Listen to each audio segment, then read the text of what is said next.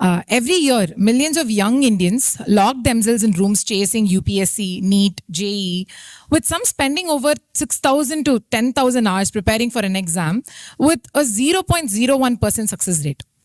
We've built an education system that manufactures anxiety, not ambition, where failure isn't just academic, it's personal, social, and emotional collapse.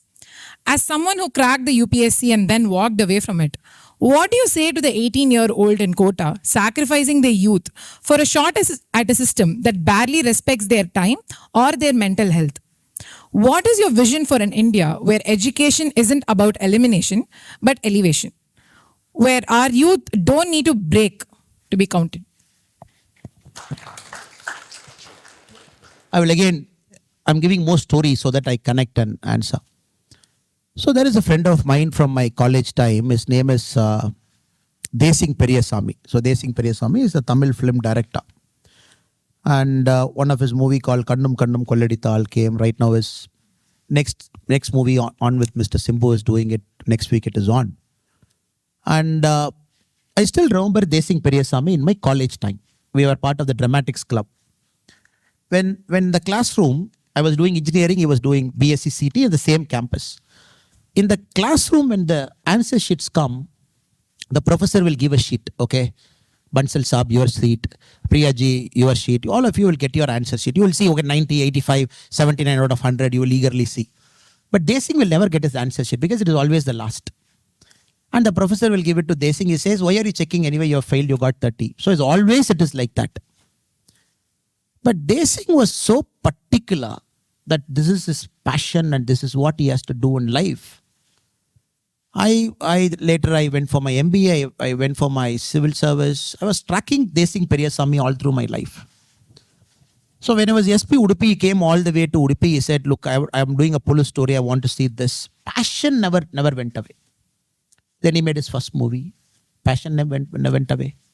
Making his second movie, passion never went away. Because last week I was meeting him for a conversation about life. Student friends we are meeting.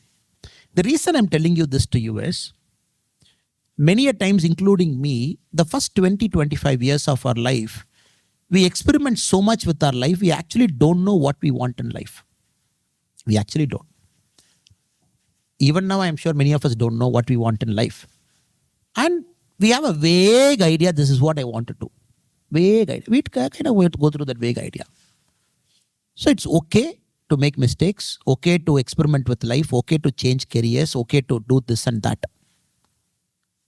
But always, with my experience, I'm telling you, failure is the greatest gift you can get before the age of 30.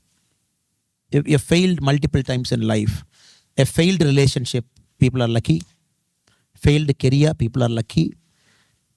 Everything in life, when they fail, they are so lucky because it teaches them so much in life. At 40 and 50, it will not teach you that much because you have a family, you have kids. It makes you so resilient. You have seen failure in the face. Only through that self-discovery, you will find what is your true passion. So people in Kota, people in IIT, when they commit suicide, I'm at loss for words to understand why are they committing suicide. In IIT Madras, when people come to all the way to IIT, they commit suicide. Kota, they commit suicide.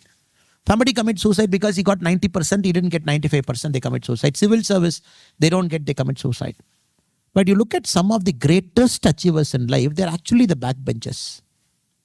The front benchers actually work for the backbenchers. If you actually see it, the front benchers technically work for it's the backbenchers always. Mayawati madam went to civil service, couldn't crack, Chief Minister of UP, hundreds of people working for her, and many politicians couldn't crack anything. Last refuge. I'm not saying that, I'm not using that word. So nothing worked in life, you became a politician so that others work for you. So this story we are seeing day in and day out and day in and day out. So I would always say, people should chill. People should chill a bit and not get too much flustered about life, exam, marks and everything. Because if you track all your 12th standard, 10th standard toppers, you should find what they're doing. What 12th standard school topper, what is he doing? 10th standard school topper, what he or she is doing. Then you should make an effort to study 10th standard, the bottom 25 percentile, the bottom 1/4 percentile, what they are doing. It'll be a fascinating story. The bottom 25%, where are they now 10 years before and now? So we will get a picture. So it is some skill that is needed in life to succeed, not this educational skill that very soon we will understand. So that skill a college teaches you, being a person, meeting people, developing your soft skills. Convincing a person to say yes is the hardest thing in the world now, because I have to convince everybody to give their vote to me, to my party. That's the hardest. Every person has got 10 reasons to reject you. You got to find that one reason for them to love you back. So I know how hard it is to convince one person for one vote. Likewise, that skills you build here. So let us not take our life too seriously. Let us chill a bit. Failures are happening, take it at face value. Resilient, understand why it is happening, move ahead. And life is a gift. Not everybody gets it. That too, we are an evolved life, human being, very evolved now. And we have to understand life is a marathon, not a 100-meter race. People judge us at the age of 80. Nobody is going to judge us at the age of 30. At 80, what you are doing? And not, madam, we have to understand, career is only one part. My boss, former boss in Karnataka, my DGP, Om Prakash sir, he got killed last week. My boy, he was DGP of the state, head of police force. 256 IPS officers report to him. He got killed. By whom? By his own wife. How? Slit his throat. Police arrested whom? Last week in Karnataka, Bangalore, they arrested his wife, accused number 1. Arrested his daughter, accused number 2. Why? A stupid property dispute. This is happening to whom? Not a person walking in the road. It is happening to a person with 36 years of service, the head of police force, once of Karnataka state. So what is life? So career is only one part. If you don't have a meaningful relationship with your husband or wife, then what is the purpose of life? Or meaningful relationship with your son or daughter? Or meaningful relationship with your colleagues? Meaningful relationship with people around you, with your relatives, with your mother, mother-in-law, father-in-law, father. If we keep fighting these tota-mota things, we keep fighting among ourselves. And that say, no, I'm a big guy at Amazon, I'm a big guy at Nvidia, I'm a big guy. Who is going to respect us after 60? Correct? Yes. That is why the politicians keep telling, till power is there, I will see you. After that, we will see who you are. So let us chill our life, take it at face value, not take too hard at, and measure your success not by your bank balance, because it's one part, but success is all about happiness, fulfillment, children, they living healthy life, you living healthy life, your parents living healthy life. You're not emotionally burdened. Family is okay. Family is good. Society is good. So this whole circle is your life. But somehow our education system has taught us to see only one part of the circle as life. Because this Macaulay, this brilliant person, what he did is a very unique guy. He came to Chennai only by ship. Thomas Babington Macaulay. He came to Chennai, her hometown. And he told people to carry him to Mysore. Via Mysore to Ooty. Because at that point of time to go to Ooty you have to go via Mysore. So they put him in a palanquin. Thomas Babington Macaulay was carried to Ooty. He wanted a cool weather to write India's education policy. When Macaulay was going to Ooty, they told him, sir, we want not only to write our education policy, we also want you to write our criminal policy. So India had the unique distinction till about few months back that the Indian penal code was written by Macaulay. The Indian education policy was written by Macaulay. Both he did sitting at Ooty. So imagine a guy writing my education policy. Imagine a guy writing my criminal policy. Same guy, which we had for 200 years. Just now we have changed the penal code. We have changed the criminal procedure code, evidence act we have changed. We have changed the education policy now.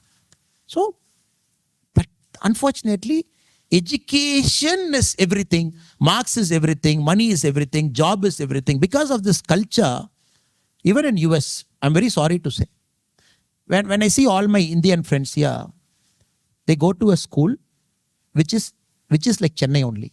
80% of kids are Indians. Then I ask my friends, what are you doing in US?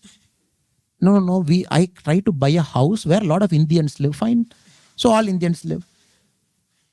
I try to buy an Indian curry. I try to do Indian thing. I try to do this. No. The idea is you should take your American friends to an Indian curry house and make him to eat parota, chicken kurma, veg gravy, whatever is there, idli, make him to do it. That is assimilation. And here, all schools, top schools, 85%, 90% Indian kids. When are our kids going to learn the American values a bit? Soccer, sports, outdoor, taking risk in life, climbing up mountains. And we force everybody to only do the Indian thing. No, you do this. Why are you keeping PT period? Cut it. So all parent-teacher meeting and American schools have become a big drama where you want. So what is the American doing? Take his kids, leave the neighborhood, go to a new place. Correct?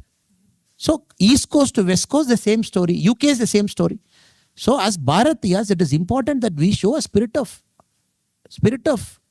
tolerance, a spirit of mingling with the local people, not the local people, their country, so that together we build a prosperous future, so that our kids will pick up. The American kids will pick up from Indian students. So everything is Indian. So better you shift to Chennai only. So it's a joke, but still, it's a very sad reality. I keep making fun with my friends. And first thing I ask many people is, how many American kids study in the school? Chinese kids study, European kids study, people from other parts of the world. Then I say brilliant school. Because your son, daughter will pick up so many skills. That is important. Not one skill. We make the whole school the Indian school. That is not the way. Sorry again for the long answer. Yeah.